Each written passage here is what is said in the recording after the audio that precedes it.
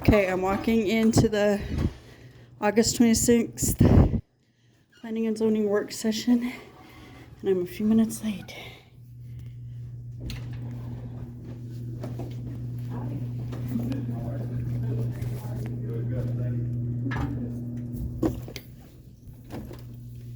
There have been some recent policy changes around renewable energy, particularly around tax credits.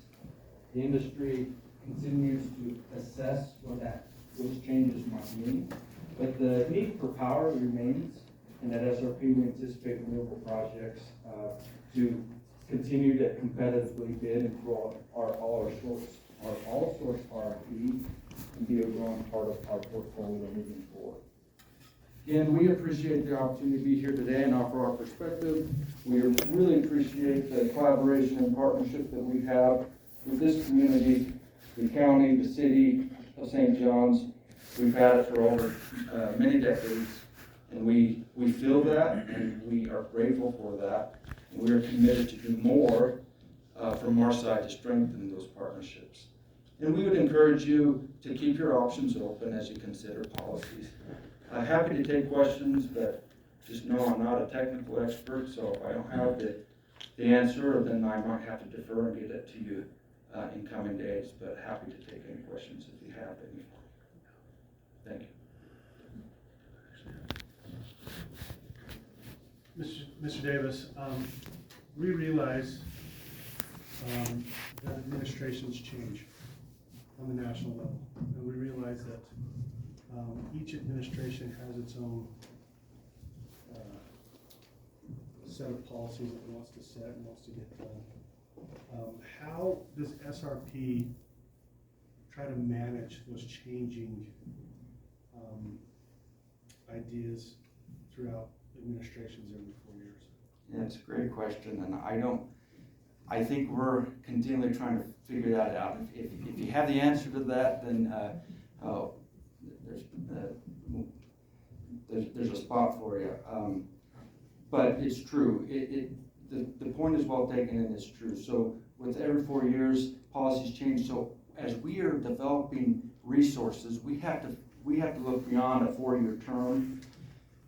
We have to look out 20, 30, 40 years even, and try to develop a generation mix that will be resilient over time. And so a lot of what drives us, of course, policies influence that and affect that, but we try to make our policies resilient. That's part of the all of the above strategy that we have. You don't want to put all your eggs in one basket, but you know, we take the benefits where we can get it, and flexibility where we can, and adapt where we can. But a lot of that has to be thought out in many years in advance. I'm going to keep asking if you guys have a question. Yeah. Do you have any idea how long it would take to have a mega nuclear plant or mini nuclear plant come online? Right now, our resource planners are looking at that. We're exploring it. We've put out press statements along with APS, and that we are exploring nuclear together. We have applied for a grant with the federal government that will help us with some site selection. That process is so long. In fact, a lot of that process is just the permitting, as you can imagine, a permit and the site selection, site preparation for a nuclear plant. With that in mind, we anticipate that nuclear would come online around the mid-2040s is where we're anticipating now. Now, there are some promising movement out there about permitting that might speed some of that up, and we're working through that and talking to the administration and other agencies, both locally and the federal government. And so there's a possibility, I guess, that could be moved up a little bit if we can streamline some of that. But as of right now, and in the context of what we know, it would probably be about the 2040s. Actually, I don't think you're supposed to take any questions from you. Okay. Anybody else? I actually have a few more questions. Mr. Davis, I'm sorry, I was trying to get, Mr. Eddy on the line, but maybe you talked a little bit about this, but could you kind of talk to us just a little bit about the advantages in the renewable sector, the advantages of wind versus solar, or solar versus wind, how those two play off of each other, or are they, is one better than the other? Do you?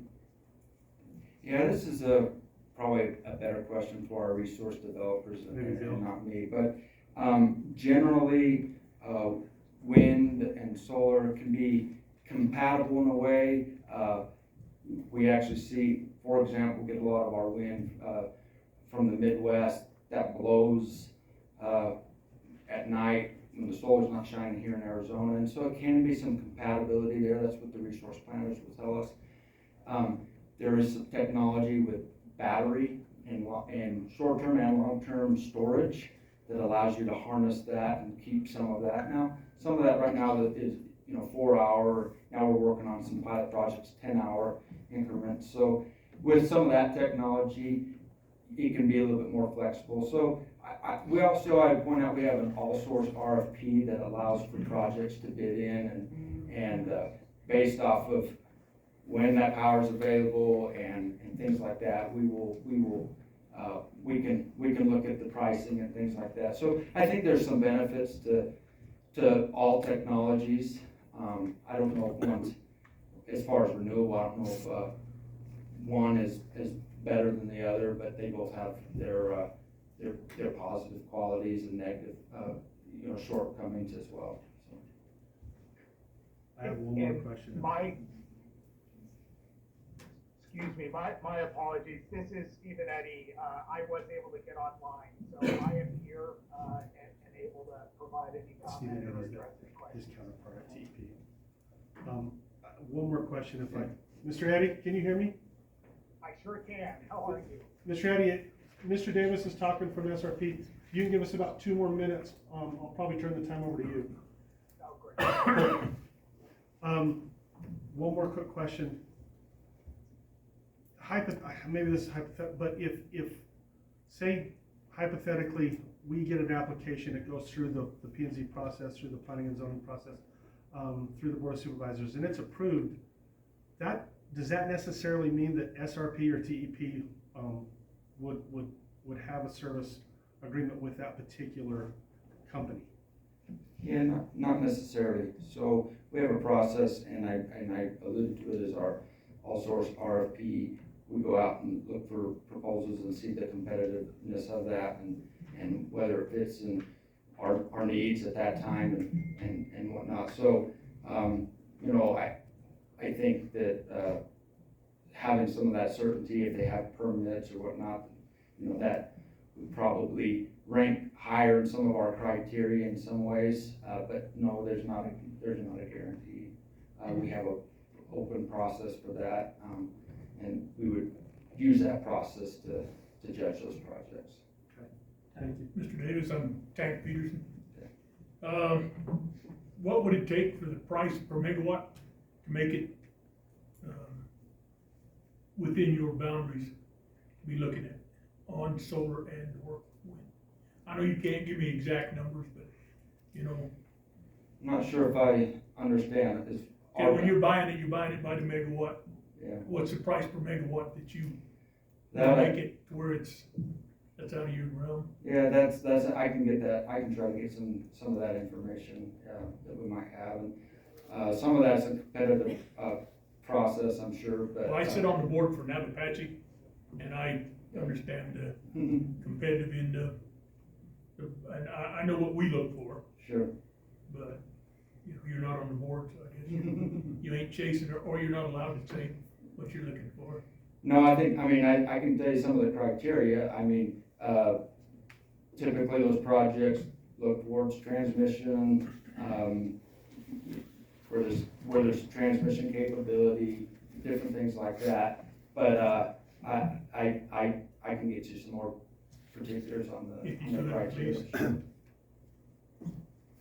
you.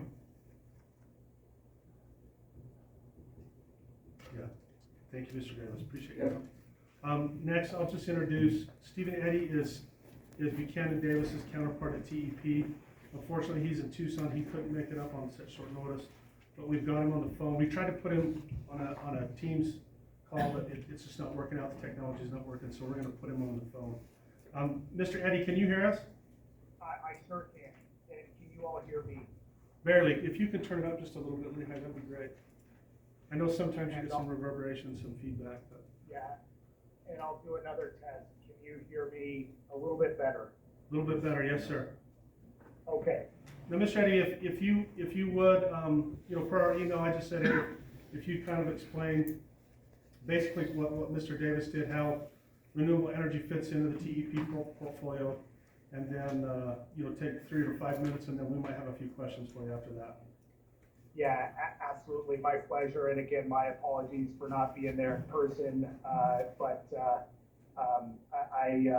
know Mr. Davis is an excellent representative of not just SRP, but the other utilities in the state. And so I won't, I think many of the points that I was going to raise during today's presentation are very in line with Mr. Davis and SRP, but just a little bit of background. So obviously you all know Tucson Electric Power. We have had a long history in Apache County, and obviously with the recent news about our repowering of Springerville to natural gas, we look forward to an even longer partnership with the county moving forward with that plant. So again, as Mr. Davis had alluded to, we as utilities are not just planning for 1 to 2 to even 5 years out. We look out into 15-year horizons, and that occurs through an integrated resource plan process that is overseen by the Arizona Corporation Commission. But again, as Mr. Davis had alluded to, we work very closely with all the other utilities within the state to ensure that we are collaborating on whether it's new emerging technologies or really transformative projects like pipeline expansion that we announced a couple of weeks ago for the state to meet the growing demand that we see here across the state. So within that integrated resource plan, and our most recent one for TEP was in 2023, we will be starting or kickstarting our next integrated resource plan later this fall. But again, that is a 15-year horizon that we're looking at in terms of how we are going to be serving our customers and ensure that we have all the resources necessary. And again, as Mr. Davis had alluded to, we are sort of an all the above approach with respect to our resources. And that was identified in our most recent integrated resource plan. It was new natural gas, as well as new wind, solar, and battery storage. And so, we are going to continue to see new energy demands, not just for TEP, but we also have a sister company, Unisource Energy Services, where we will need to rely on whether it's wind, solar, battery storage, or new natural gas to meet the needs of our customers. And we utilize a all-source RFP process. Again, as Mr. Davis had referenced as well, that ensures that we are getting the most cost-competitive resources to our customers. So again, that could be wind, it could be solar, it could be natural gas, it could be battery storage. And so as we work towards our next integrated resource plan, we will be looking at all technologies. And again, they could come from any location within the state or outside of the state. We have wind resources in New Mexico, as well as within Arizona. We have solar mostly within the state. And then obviously we have our more traditional resources like natural gas throughout the state as well. So I will just pause there and address any questions that you all have, but again, really appreciate the opportunity for me to address you all. Again, we've had a long partnership with the county and look forward to the years forward, and I'll just pause right there. Thank you, Mr. Eddy. Any questions for Mr. Eddy? I have one. Stephen Bob Pollock. I heard you mention. Mr. Pollock, how are you? I'm fine. Good to speak with you. It's been a few years. It has. I heard you talk about solar, wind, battery storage. Is there a nuclear option for your integrated resource plan? Good question, Mr. Pollock. So similar to what Mr. Davis had referenced, so currently we do not have, or at least, again, I'm speaking for TEP, we do not have any nuclear within our energy portfolio today. But ourselves, TEP, along with SRP and APS, we have gone in on a DOE grant to begin an exploratory siting process to identify new nuclear within the state. So that is a very lengthy process, as Mr. Davis had alluded to.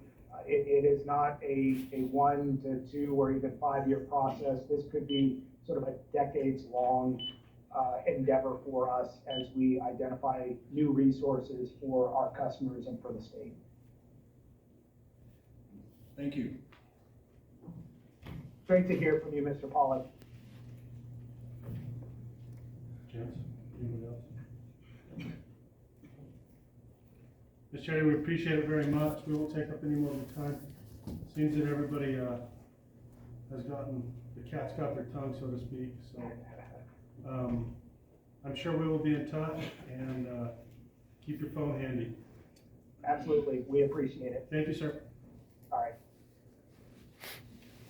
Moving on to item 2, discussion amending Apache County comprehensive plan by adding the proposed preferred energy generation areas description and associated map.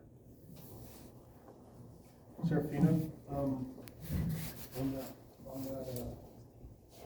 memory stick, can you pull up the wording for that? Let me see if I can find that for you.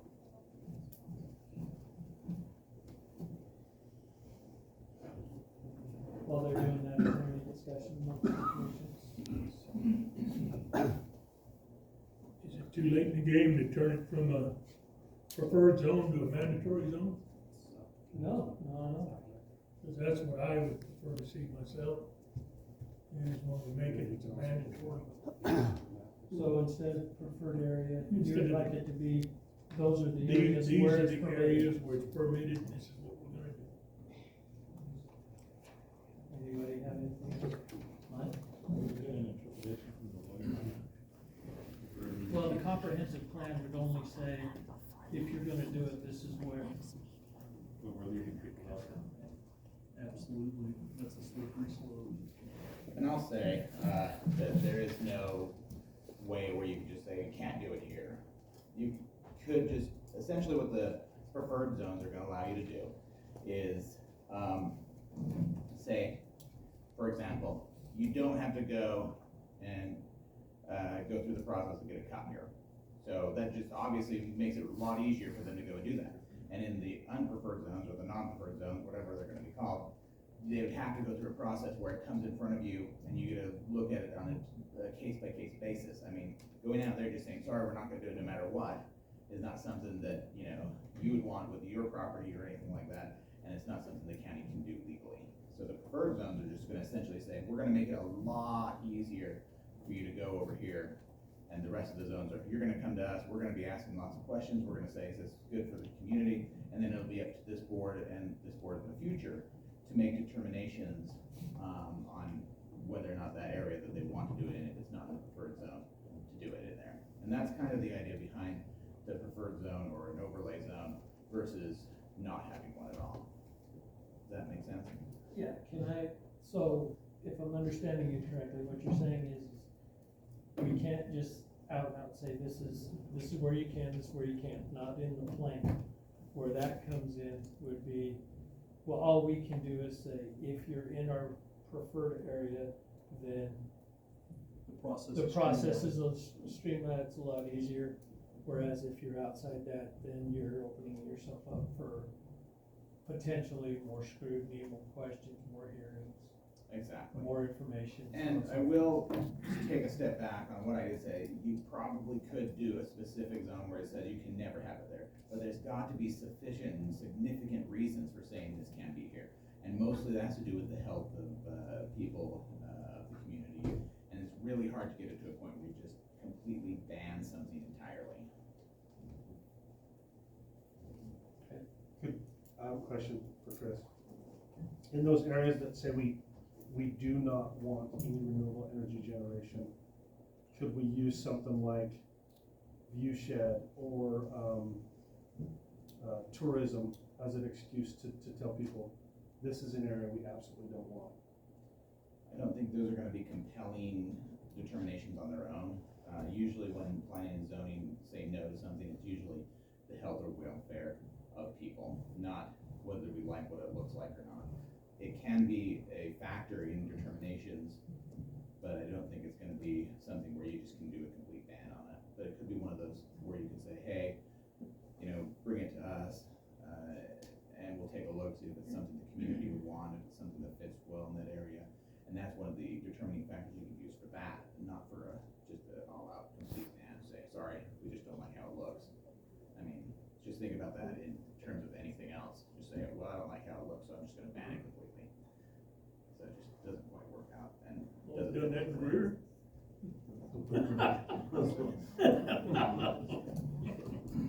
I think you have to have a pretty good explanation of why those areas are being focused on. I think you have to be able to say these are why these are the preferred areas because of either transmission lines, access to transmission, something has to make them preferred. What makes it preferred? Just because that's where you want it, or is there a reason, is there a purpose for it? Well, the primary purpose was ease and access to existing infrastructure. I mean, we've got 4 units in the one primary zone, and then we've got transmission lines that crisscross the other one. So there's ample opportunity to create, well, what am I trying to say? There's ample opportunity to enhance the existing electrical generation proximate to where it's already happening. Correct. I mean, just I agree, because, yeah. so that's the primary purpose. Just like if we were zoning anything else, we wouldn't put liquor stores next to grade schools, right? Liquor stores would be in commercial districts where other compatible uses like bars and type businesses are. And then schools and churches would be in other compatible areas where those are. But since we don't have that hard zoning, the best we can do is come up with a plan to guide us in the conditional use permit process. So compatible uses should be with compatible uses. The areas that we've identified for those uses are heavily inundated with helium wells, CO2 wells, electrical generation, transmission lines, both natural gas pipelines, Possible potash. Area along 180 between Hunt and the Petrified Forest was identified as being an area where they wanted to start mining for potash. So those areas have already been identified, one source or another, for industrial type uses, either for mining, generation, or oil and gas exploration. So it just makes sense. I have a question for Attorney. For Chris.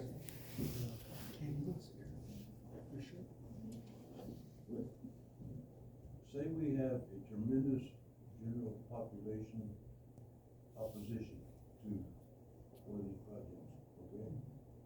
Would that be grounds for, you said we had to have substantial grounds to have a yes or no or deferment from a certain area? Well, I guess just I mean, tremendous general population. let's say you wanted to build a house in a town and everyone in the town didn't want you to build it. Right. Is that just gonna allow that person not to build a house there? So So the I answer don't know, is, that's my question. no. Yeah. You're not allowed to just tell people just because everybody doesn't want you to do it, doesn't mean you can't do it. I mean, that's why we set up these laws in the first place, is so that you're allowed to do things, even if other people don't want you to do them. Obviously, that does have an impact when you're doing a conditional use permit. That's what this body is for, is to listen to the public, to listen to those things and take that into account. But just because everybody doesn't want you to do it, doesn't make it illegal. Or vice versa. Exactly. Right. And just because everyone does want you to do something, doesn't mean you should be doing it, and Yeah. doesn't make it legal. Both ways. Yeah, it goes both ways. What's the law? Say we did an actual overlay district, does that give us a little bit more weight to say yes and no? Does it come with any more of a, does it give us any more of an opportunity to say we want to see these in this particular area, as opposed to a preferred? It does, because it goes a little bit more into what you guys are already discussing today, and saying, these are kind of the reasons we want them here, and it's just essentially a bunch of more rules and a bunch more reasons and articulation behind that on why you created that zone. It takes more time to create one of those, there's more rules that go into it, and it does give you a little bit more leeway on saying we can't have it here, or these are the reasons we don't want it there, versus a preferred zone, where it's just more of a policy type of a reason, rather than more, I guess, rules and regulations behind the overlay. So it's something that takes a little bit longer to get to, but it does give a little bit more power to exclude things.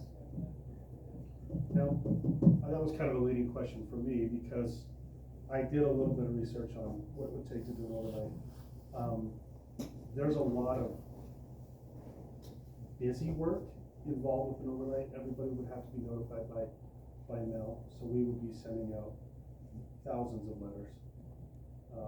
It can be done, but I wanted to just find out, the differences between the two, and if we wanted to do a specific overlay for a particular area of the county. Mike, is it possible in the unpreferred zones, could the setbacks and requirements be different? I don't see why not, but Chris, did you hear that question? What was the question again? The question would be, if we had someone come in with a conditional use permit in the unpreferred areas, could the setbacks be different in those areas as opposed to preferred areas?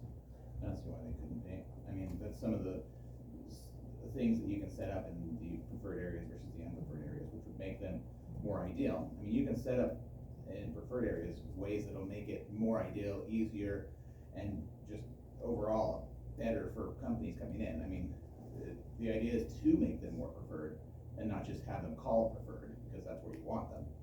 So you would do stuff similar to that to make them the preferred areas.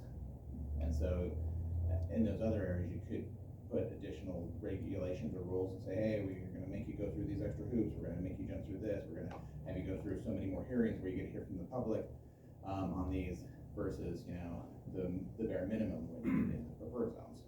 And so, yeah, I mean, for that one specifically, you could probably do that, and other things similar to that you could do in those less preferred zones. Don't go anywhere. Oh gosh. You might as well just pull up a chair. Yeah, you really should. So, having said that then, if our ordinance was written such to where it was more of a case-by-case basis, then that would allow us the flexibility to move freely between what happens in the preferred zone versus what happens in the non-preferred zones, as far as criteria goes. Because each case would have to be evaluated specifically based on its own merits, i.e. the setbacks, impact, so on and so forth. That sounds like a correct statement. Because if what I'm seeing is a trap. If we write an ordinance that says there will be X miles, there will be this many feet, there will be this, there will be that, then we're painting ourselves into a corner, whereas if we create the overlay and then generalize the ordinance so that it's tailored to work with the overlay and the non-overlay areas, then we're putting ourselves in a position to deal with things on a case-by-case basis. And I think you could do something like that, like with the preferred areas, just say, hey, this is what you can do, and just leave it out there for them. And on the rest, you kind of just leave it open for when folks wanna come in and say, hey, this is what we wanna do, and you set restrictions on that specific area, closer to ranches, closer to homes, or whatever it is, due to the reasons you don't want them as the preferred zones, and you can look at those on a case-by-case basis. And with the preferred zones, you could make it just more, hey, this is the 2 miles, the 5 mile, the 7 mile, whatever it is you're gonna be. And so they already know what it is coming in, they don't have to go through that whole process of essentially what you're doing here, coming in, trying to decide setbacks and what else every single time. And again, that's possibly one of the ways that you could make the preferred zone more enticing to folks that are coming in wanting to use, and create, you know, the energy. But we can do that through policy, not necessarily through ordinance. You could do that through the preferred zone. And So that is then, more of a policy, yes. so then, the conditional use process would then be more of a development agreement type scenario. I If it's wouldn't case by case. structure it that way per se, because there's a specific term for Well, development like- agreement. But since you said Similar? like, I will say, I think I know where you're coming from in development agreement or contract or agreement like, yes. Agreement like in the Yes. sense that we stipulate the conditions, we agree on the conditions, as a commission, we then carry that forward, make the recommendation to the supervisors. And then if they agree with us, they adopt it, if they don't agree with us, they send it back, or there's an appeal, or they kill it altogether. But we have that flexibility to move within the framework without being nailed down to specific rules and guidelines that may not fit every situation. And that's what's kind of nice about what you're doing here, is you can create that apparatus, create such a way where those preferred zones are just kind of a, okay, you can go there because we know we have to let something in. And then in those unpreferred zones, you can set up the apparatus that you were talking about, where you have to come here, you have to go through all these processes, have to do X number of public meetings in order to make sure, you know, that's something that this body wants, that the public wants, and that forces the board. In the unpreferred zones, each applicant, you could look at each applicant, you would have to treat them the same, wouldn't you? If they're both applying for the same parcel, you couldn't say, your setbacks are 10 miles, your setbacks are only 5 miles, wouldn't they have to have the same parameters? Only if all things were equal, but like, if they were going in different areas, which they would have to, because they couldn't be in the exact same spot, you could look at neighboring, communities or properties and base your decisions off of that individual circumstance, rather than, you know, we treat them exactly the same. I mean, yes, you have to treat them equal and fair as much as possible, but there's gonna be different situations for each. And even, you know, the type of thing coming in, if it's solar versus wind versus nuclear, it's gonna be a little bit different, analysis, but overall, the answer is yes, always, fairness, equality, so.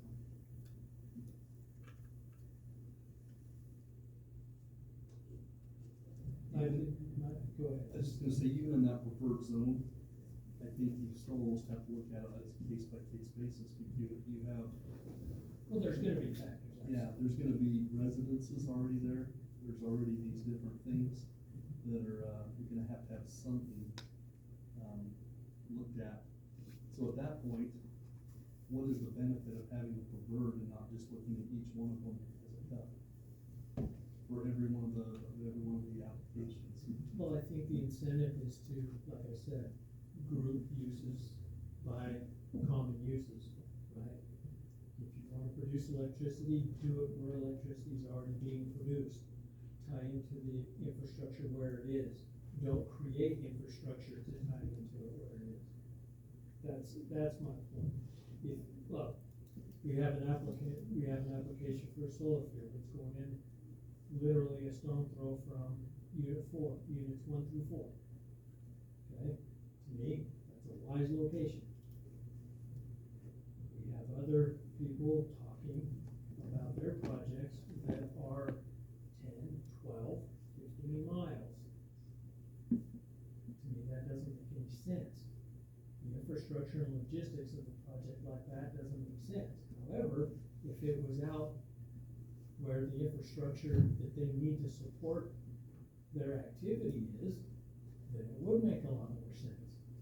Because they're closer to substations, they're closer to transmission lines, they're closer to all the things they need to make the production of their product viable and sellable Sure. without. Can we get a map of the proposed? Sir, can you pull that Because up? they just seem big to me.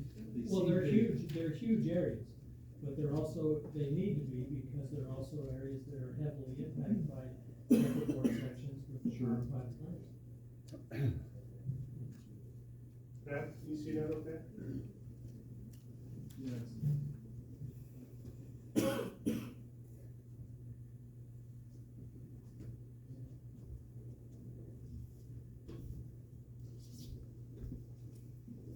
Ask Mr. Davis a question. Sure, go ahead. Mr. Davis, Buchanan Davis. Yes.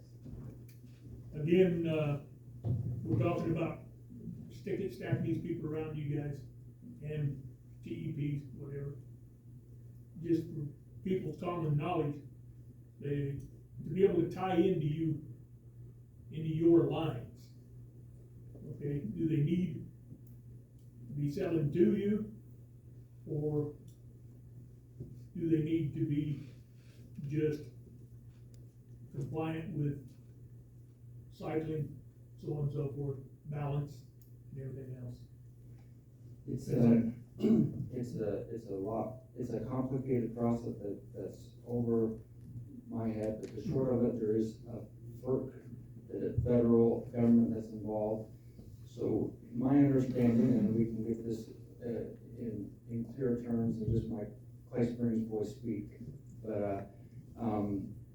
but the entity that builds the infrastructure, the transmission can maintain that capacity, but once they let go of that capacity, then there's sort of an open bid process that FERC is involved with, and others can bid into, and others can tie into those lines and send it off to another state or another area, potentially. But as long as the entity who built it, and in this case SRP or TEP or APS, we are maintaining that and using that capacity, then we control that capacity if that. Right, and as far as, the capacity of the lines, okay, you can only squeeze so many gallons of water into a piece of pipe. Yes, you can only squeeze so many much. megawatts into a piece of water. There are some things, and we're looking at all of this, and a lot of the utilities are, as you're well aware of, finding ways to increase capacity in some of those lines. There's ways you can do that, and we're exploring that. Sometimes you can add a second circuit, or sometimes you can change out the capacitors and things like that. But so we're exploring that, but it's hard to know exactly what that will give you. But that's something we're looking at to see if there's a way to increase the capacity. Okay, now one other thing, I've heard two things on the gas. Should have asked this question earlier, but that one you're gonna do 2 units and the other one, half extra in case you decide to. Of course, the third unit, I made a lot of money while they babysat that thing. Yeah. So at Coronado, the 2 units that are running will be converted to natural gas. I don't know if Mr. Eddie's still on. My understanding with Springerville is TEP has announced that unit 1 and unit 2 will be converted. Ownership of 3 and 4, which SRP is one of those owners. We have not announced what we're doing with those units 3 and 4. Good, thank you. Where do we go? What's the consensus? Overlay or preferred area? Say you. I think the overlay. I think the overlay is a bit of an overdue. If we were saying preferred, I think we're treating everybody more equally. Obviously, once the overlay is done, and it's a lot more work, it sounds like, then it's more cut and dry. Whereas I think we need to have alternative, if other sites come up and if they can meet setbacks and they can prove their credibility of how it fits into a plan here, I think those need to be looked at on a case-by-case basis in other parts of the county. So, to me, I think preferred would be as far as I'd want to go. Preferred. I think preferred. Overlay. Would one lean more towards policy or ordinance than the other? Well, they're both policy, because it's the point, right? So, no matter what happens, the operator would still have to submit themselves to the conditional use permit process. The overlay could, if written well enough, could provide guidance to, say, ease or direct the commission to look at more lenient stipulations, whereas the non-overlay would not. But at the end of the day, you're still dealing with everything on a case-by-case basis, based on the circumstances of the locality, the density of the people, the location of infrastructure. So it's all in how it's executed. To me, the overlay is a little more affirmative in its language if it's done properly. But we could accomplish the same thing also doing preferred, so I know that sounds like a non-answer. My personal preference would be for an overlay if I had to make the choice, because I'm gonna assume the position that I would like to have a little bit more teeth. At the end of the day, we're still gonna be tasked with stipulating the auspices or the constraints of the conditional use permit. But I would like a little more affirmative direction in how we do that, one versus the other, because when you go preferred versus non-preferred, then there's always the illusion that we're picking winners and losers. We like this one, we don't like that one. And then it turns into a fight that it doesn't need to be. Whereas with the overlay, the operator made the choice not to be in the overlay, therefore they're submitting themselves to more constraints. Whereas if they chose to be in the overlay, they made the decision to work within the system. Does that make sense? Yeah, I get it. So that's where I'm at. That's why I prefer the overlay. Yes. So, amending, whether it be overlay or preferred, it's going amending the comprehensive plan, right? Correct. Good. From the plan, it's still not an ordinance, right? No, we're not, this There's isn't no rulemaking, this is We're policy. talking ordinances, well, that came out in discussion. So anyway, it's just strictly in the plan right now. The plan, it goes into the comprehensive plan. The Right. comprehensive plan is guidance Guidance. for us when we're Right. up here at the dais making our decisions. Okay, gotcha. And I'd like to change the overlay. How does the difference, when you're saying the overlay, if something's preferred or not preferred overlay, not in, why can't they both have the same restrictions? Chris? Sure. I can help out a little bit with this. So with the overlay, it's kind of like having to do a zoning map that you already have. And you take another map and you lay it over that, kind of one so you can see through, and it just shows specific areas. And it's more regulation than policy. And so it has a little more teeth, like I was saying. But the preferred zone is just straight policy on how it's gonna move forward. But it does get a little bit more into regulation with the overlay. There's a little bit more lawmaking that does go into that, but it kind of depends. A lot of people use overlay and preferred zones in areas interchangeably, but there is some technicalities depending on how you want to move forward that, if you just want a policy, it can be, and you can call it whatever you want, but that's kind of the difference. One's more of a regulation, the other's more of a policy. Where would the overlay be? Primary preferred area, secondary preferred area. It would be on our zoning map. So would it be the same areas as the It all primary? depends on how you write it. Yeah, if we write it that way, it would be the same, yes. But we're just adding more, putting a little more teeth in it. And I thought that's when we talked about primary, having people directing them that way and making it more difficult. In the secondary, it sounds like that's the same thing that you're doing with the No, overlay. secondary and primary would be, functionally be the same. It's everything outside of those areas that we would have the enhanced scrutiny. So then we shouldn't have a secondary up there. No, it should just say primary. Oh, okay. That's- The only reason Because if you look at the the only reason we secondary- said secondary is because I said primary because the two already existing power plants with substations are in those areas. And no matter what, that's where you're gonna have to tie into. And that's what I So I just said secondary because it's not, below it's not below the 61, and it can be tied in. You're gonna have to build transmission lines to the plants to do that. That's why we just said that it was secondary. And also, that's also where they're doing helium explorations, Sure. exploration, that's where the potash, if it ever comes back, that's where the potash is gonna be, and everything else is primarily in the secondary area.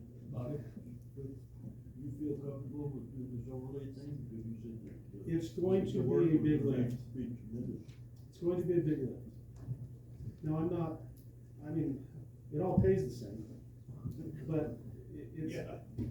it's gonna be a big lift Yeah, we get for a paid, small we get department like paid this. But you're okay with either way, right? If you're asking my Your opinion, opinion, yes. my opinion is we just have preferred areas, just simply because from a planning standpoint, it makes sense to try to keep each conditional use, for me, as a case by case. I like to look at each one. I don't want to, simply for the reason of this. Things are changing so much, technology's changing, all that's changing so much. I don't want to exclude the county or make it more difficult for the county for companies like TEP and SRP to operate in southern Apache County. And so, for me, from a planning standpoint, trying to keep things as a case by case, giving some people some guidelines to say, hey, look, please take a look at these areas, try to make it work in these areas. If you can't, you're going to be scrutinized a little bit more if you're outside of those areas. You better have some dang good reasons why you need to do it in those areas. But from a planning standpoint, I don't ever wanna try to, I keep using the term paint ourselves into a corner. But I don't wanna limit ourselves, in order to work with, the two biggest employers in southern Apache County. So in creating a layover, it's gonna create another layer of policy and all the other red tape that they get to dig through when they're doing projects, rather than just having a preferred zone, approve the cup, move forward. In theory. But it can be done. I'm not sitting here and saying that it can't be done, but it would definitely, for our small little department, it would definitely be done. That's what's gotten us to the point it takes 15 years to get a nuclear permit. And China built 100 last year, 80. Well, they don't need any permits. Well, That's they're making power. That's my confusing part, is that no one has said, We'll get in there small, if we have the preferred area, if we do an overlay, someone Yeah. said there's more teeth there. I haven't heard what the teeth are. It's a little bit more regulatory, because it gives the Planning and Zoning Commission one more reason to say no outside of those areas, because we've made it perfectly clear that this is the overlay, this is where we want it. But I thought we said, if you go outside the preferred area, we could make it more difficult for you. We can. So then it's the same teeth, top, bottom, or whatever you. Maybe we're splitting hairs. Yeah, okay, I don't know, I just don't see. I think the biggest inducement between the two is the initial meeting. If we tell people that we have overlay areas right there, and we have a streamlined process. Now, understand, we're talking about this and we haven't created the process yet, so we don't know what those constraints would be. That's item number 3.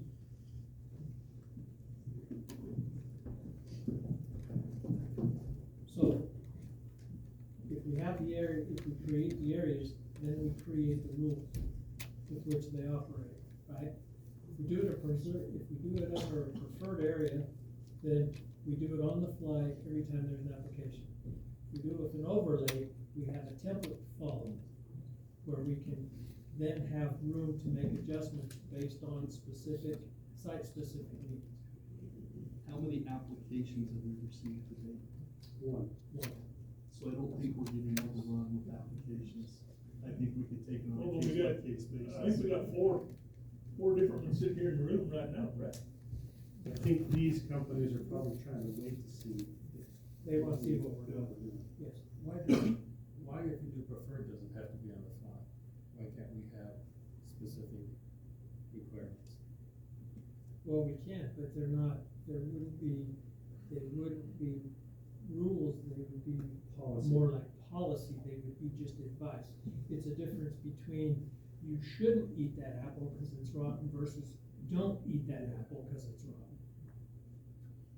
See, one is, the comprehensive plan as it's written is merely advice.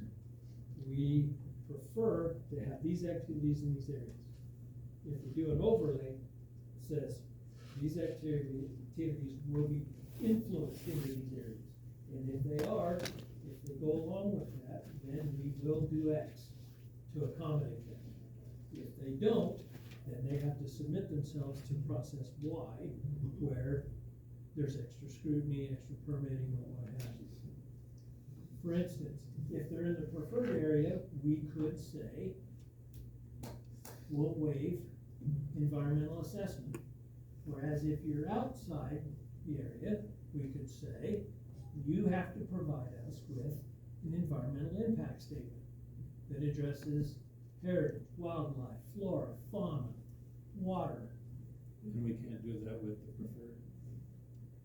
I'm saying we could waive that. That's what I'm saying, if we had the preferred and not the overlay, if we had the preferred, you couldn't waive those items? You could. Well, it depends on how the ordinance is Yeah. written, but, no. I mean, it all boils down to the ordinance. The ordinance is the actual key. Maybe this is the simplest way to do it. Maybe we just call the question and we put the preferred area with its map on the planning and zoning agenda, on the public agenda, and let you make an official decision there. Maybe that's the easiest way to do it. You know what, let's just fast forward to 2040. If that's really when you could get to nuclear, something has to get you there. And that's something we all need to keep in mind here. Sure. Because like they've all said, both of the power entities have said, we are all of the above. And they want mixed portfolios, they want a mix, a blend of whatever. And I think we need to keep that in mind. That's what I've tried to maintain this whole entire time is, from a planning standpoint, we want to keep all of our options open. And we don't want to limit the two major employers in Apache County from doing business in Apache County. Absolutely not. No, we don't, but I will caution this. Okay, I appreciate the fact that we have SRP and TEP in our part of the county, I really do. And I understand they make a significant impact to the local economies around here. And I don't diminish that in any way, shape, or form. But it's not our job to pick winners and losers. It's our job to seek compatibility. And there are just some things that work in areas and some things that don't. I agree with that statement 100% as well. So we are in a difficult position of being between the rock and the hard place. So, love it, hate it, this is where we're at. So we have to find common ground. We have to find a way to make all of these pieces of the puzzle fit together and still present a clear picture of what we want looking forward.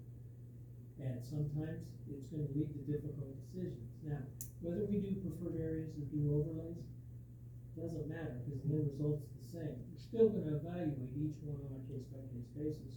There'll still be hearings, there'll still be considerations, and there'll still be stipulations. The only difference that I see is consideration. Because consideration will come easier in the primary areas versus in the non-primary areas. Whether you call it an overlay or you call it a preference area, it doesn't matter. Because what we're really talking about is where we're willing to give consideration and where we're willing not to.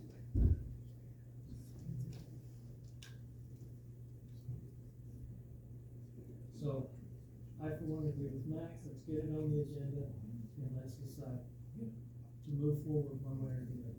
And just, It will have to be on the October agenda, we don't have time to advertise it, obviously, we don't have time to advertise it. so we have expect it to be on consensus. the October. Not yet happened. We better put it on there. Yep. One way or the other. Are we gonna be voting for an overlay or a? It will be discussion and action, so we can either, we can discuss it and table it, or discuss it and vote on it. But it'll be overlay or preferred area, that would be the question. Okay. Item 3, the ordinance. Continued discussion of proposed amendments to Apache County Renewable Energy Systems Ordinance, Article 4, Section 436, to establish process rules, standards for the construction, planning, and operation of utility scale renewable energy systems. That is a mouthful. I want to start the conversation by simply saying this. If we're gonna take this approach, then I caution us not to paint ourselves with stringent rules and guidelines, but leave ourselves flexibility to make informed decisions based on case-by-case basis, site-specific needs that will differ from application to application. That's the best advice I can give. Well, it does, but I mean, you know, last meeting I was at where we were discussing this, we were getting bogged down with 3 miles, 5 miles, 30 miles. And I don't know, I think those type of details need to be case by case, based on population density, impact. We need to evaluate those. I don't think we can just make hard and fast rules about densities and spacing and things like that, because every location is gonna have different needs and different requirements.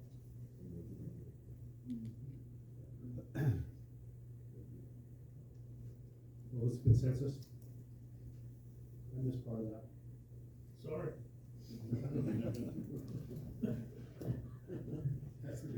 The advice was to open up the ordinance, so we have flexibility to make site-specific and, Not make mandatory project setbacks. specific, yeah. No mandatory. Avoid mandatory rules and open ourselves up to a more case-by-case rulemaking, or not rulemaking, but stipulation. You just put it all north of I-4. Doesn't leave us a lot of room there. Yeah. Yeah, we could also do things like put wind towers underground too. That would work.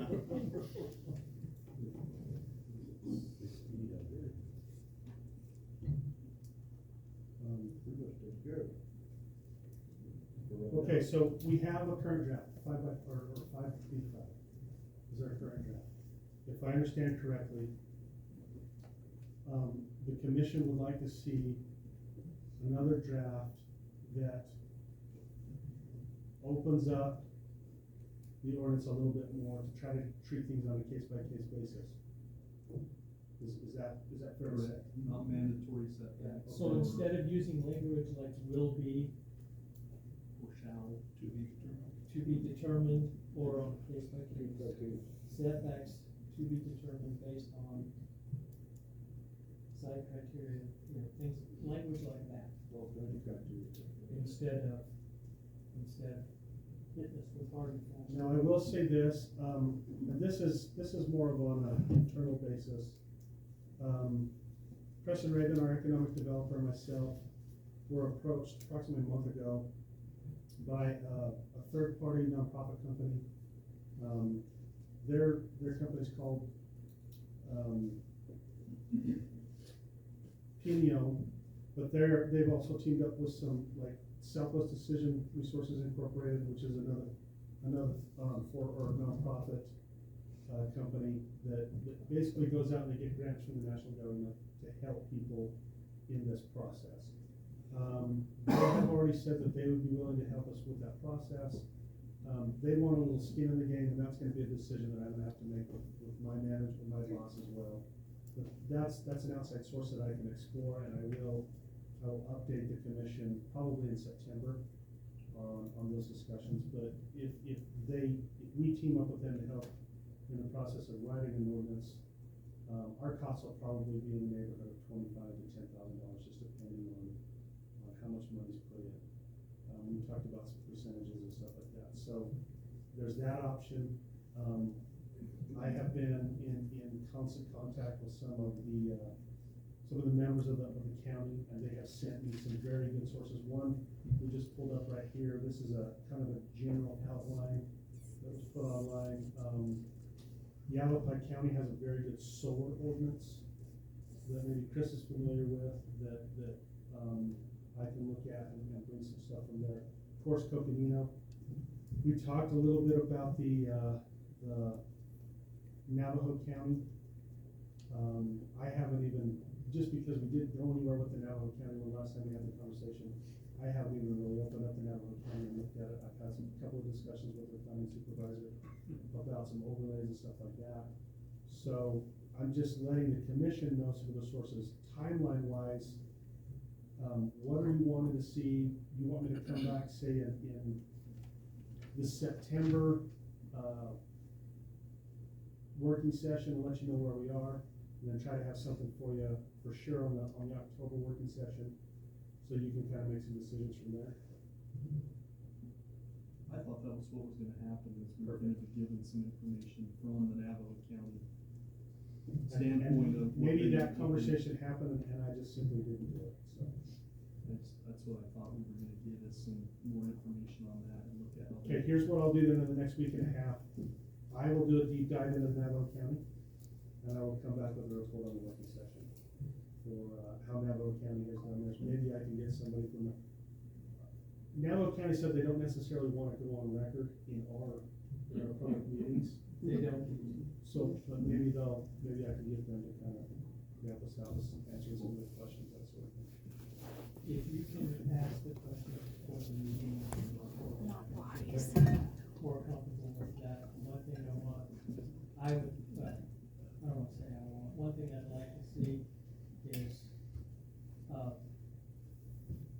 we've had all the special meetings I think we need to have. I think we're ready to start having public meetings, so plan on October being a Okay. and we're probably gonna go into the Christmas season with a lot of love in the heart. One thing that, in having conversations with everybody, from the public to the applicants to the potential applicants, one of the things that I'm continually asked is, how long is this gonna take? I would like this to be sooner rather than later, but I just want everybody to know that I'll be working through it as quickly as I can, but Sean and I are it. We will be, seeking outside help. I'll be bouncing ideas off of our county attorney's office, off of my boss, our economic developer, Preston, that sort of thing. But we'll try to expedite this and get this as long as quick as possible. Chris, that's enough. Yeah, I just had one thing to say, 'cause I know you folks were saying you wanted it pretty vague and give you a lot of leeway, but there is, the rules of statutory construction that have to be followed when, we're creating or changing ordinances or laws. And essentially what that is, one of the rules anyway, that's specifically applicable here, is we can't make it so, what they call it is void for vagueness. So we can't make it so vague that it doesn't actually mean anything. Like if you were to make a law that says, don't do bad things. It's just so broad, so, it's good thought, it's a fun thing to say, but it's not something we can do. And so when Matt's making his stuff and when you guys are making your decisions, there has to be some teeth behind this ordinance. It can't just be like, hey, we'll decide when it comes up. So it can't be something like that. So I just want you to be thinking of that, and when Matt comes back with some stuff that it's not as, open as you're hoping it might be because of that specific reason. So I just wanted to again give you a heads up on it. So Good example, that might be like some minimum setbacks. Yeah, something like that. Or a table. Yeah, exactly, so, I just wanted to make sure that you weren't expecting something a lot more broad than what's probably No. gonna have to be. To be honest, completely frank, I was anticipating that we were gonna draw from several different sources, and then somehow through the process, bring all that together into a system that best suits us. So, I just didn't wanna get into the weeds with that for the purposes of this conversation. Okay, good, it sounds like it was, just my needless worrying then. No, I anticipated being a that lawyer. those things would come up, I just didn't know, without knowing what they would be, there's really no reason to get into that here. Makes sense.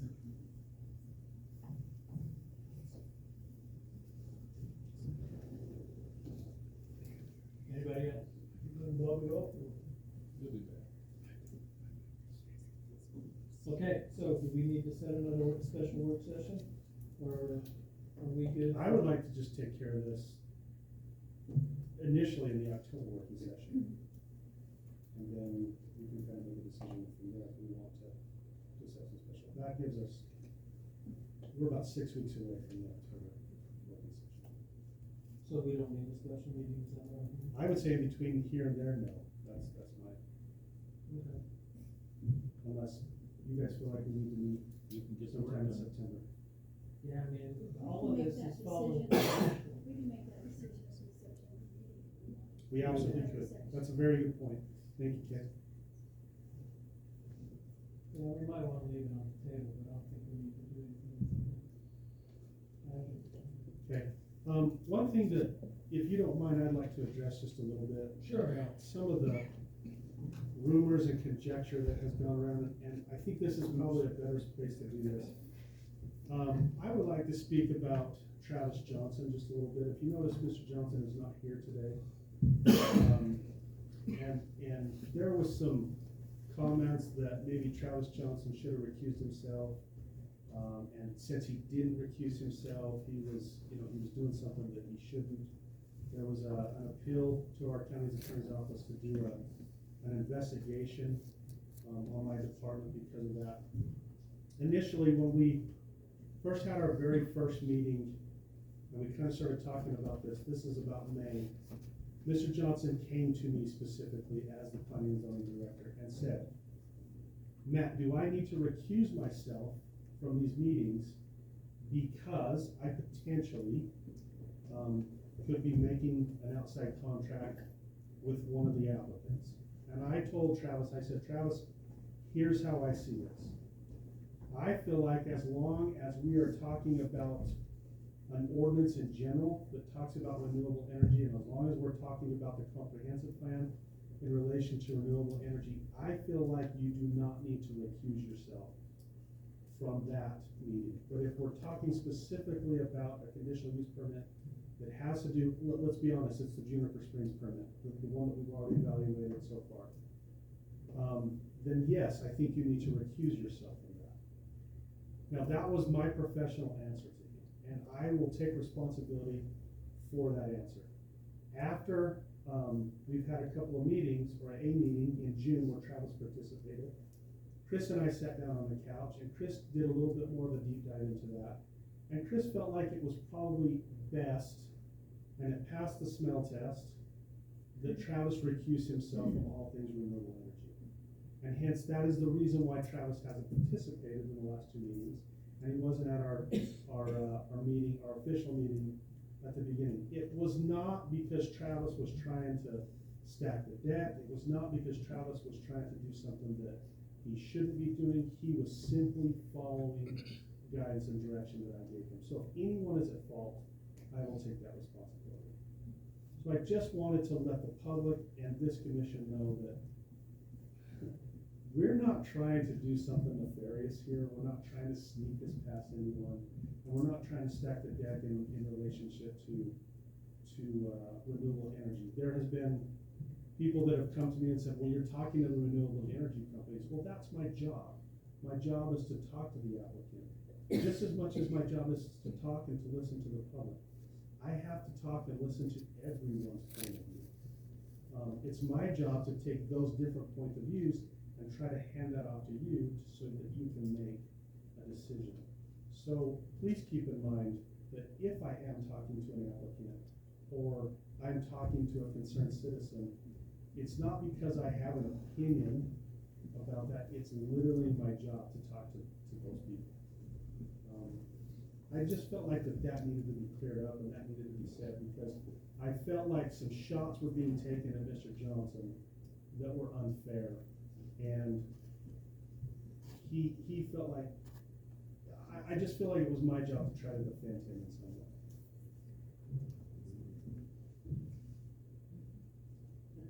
Thank you. Item 5, Make a motion. we are adjourned. Keep telling How you doing, Mr. David? Doing all right. How are you? There's a lot of Davises in the room today. Taking over. Hey, how are you? Good, how about you? I'm good. Good. We got something from the, I think I know, did Christie talk about it at the, last meeting? Is it the game and fish thing? Yeah, I'll be there. No, something else? No. This is the Barbara Davis